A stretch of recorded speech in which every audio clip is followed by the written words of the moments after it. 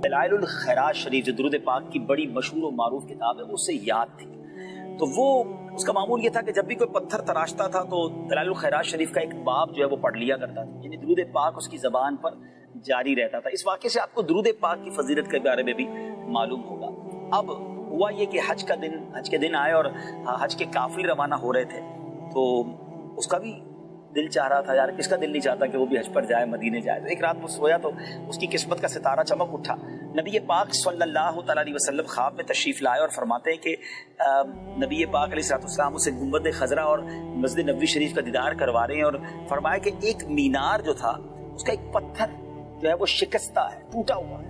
तो नबी पाक अलैहिस्सलाम ने जो फरमाया, लभाए मुबारका को जुम्बिश हुई, कुछ इस तरह फरमाया कि दीवाने वो देखो, हमारे नूर बार मीनार का एक कुंगरा यानी छोटा सा कंकर कह लें, पत्थर कह लें, टूटा हुआ है। तुम हमारे मदीने आओ और इस पत्थर को, इस कुंगरे को दोबारा असर नौ बना दो या उसको ठीक कर दो।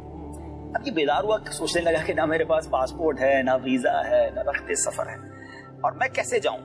मगर उसके इश्क ने ढारस बंधाई के जब बुलाया आका ने, खुद ही इंतजाम, ये इसने अपना सामान बांधा, औजार भी लिए, और उस जमाने में पोरबंदर की, हिंद में एक बंदरगाह थी, पोरबंदर की बंदरगाह से जहाज रवाना होते थे मदीने की तरफ, तो जद्दा की तरफ। तो वो उस बंदरगाह पर चला गया।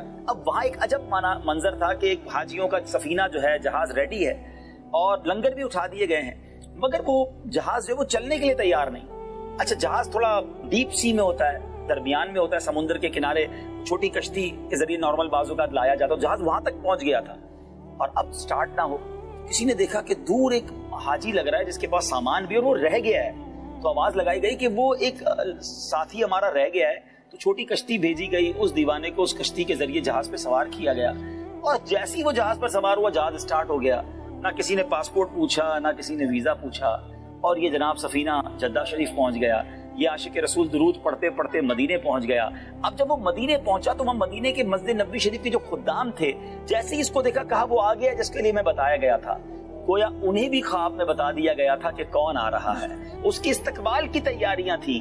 अब उसने जब जाकर देखा तो वही बनारा जो ख्वाब में दिखाया गया था, उसका पत्थर वहां से शिकस्ता था। अब उसको हुक्म दिया गया कि आपने वो जाकर बनाना है। रस्सी बांधी और गुंबद खजरा के साथ वाले मीनार पे वो ऊपर चढ़ा। अदब तो इस बात का तकाजा करता है कि वहां ऊपर न जाया जाए, मगर हुक्म जो है वो अदब पर फौकियत रखता है।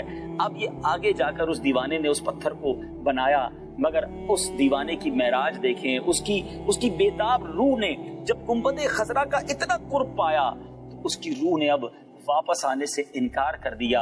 और जब उसको रस्सियों से नीचे लाया गया तो देखने वालों की चीखें बुलंद हुई कि वो आशिक रसूल जिसको इस काम के लिए हिंद से बुलाया गया था, अब उसकी रूह जो है वो गुंबद खजरा पर निछावर हो गई। तो नाज़रीन, यहाँ एक बात पता चल रही है कि अगर सच्ची तड़प हो, दुरूद पाक की कसरत हो, तो बहाना बन जाता है, रास्ते खुल जाते हैं, वीजा, पासपोर्ट और असबाब भी बन जाते हैं। हमने बहुत सारे ऐसे लोगों को देखा है कि जिनके पास दुनिया का बहुत मालो दौलत है, सारी दुनिया देखी है, मगर मदीना नहीं देखा। और हमने ऐसे भी देखे हैं जिनके पास अपना घर नहीं है, बज़ाहिर मालो दौलत नहीं है, और अगर आका ने बुलाया है तो वो मदीने पहुंचते हैं और कई कई बार पहुंचते हैं। तो शायर कहते हैं ना, कहाँ का मनसब, कहाँ की दौलत, कसम खुदा की है ये हकीकत, जिन्हें बुलाया है मुस्तफा ने वही मदीने को जा रहे।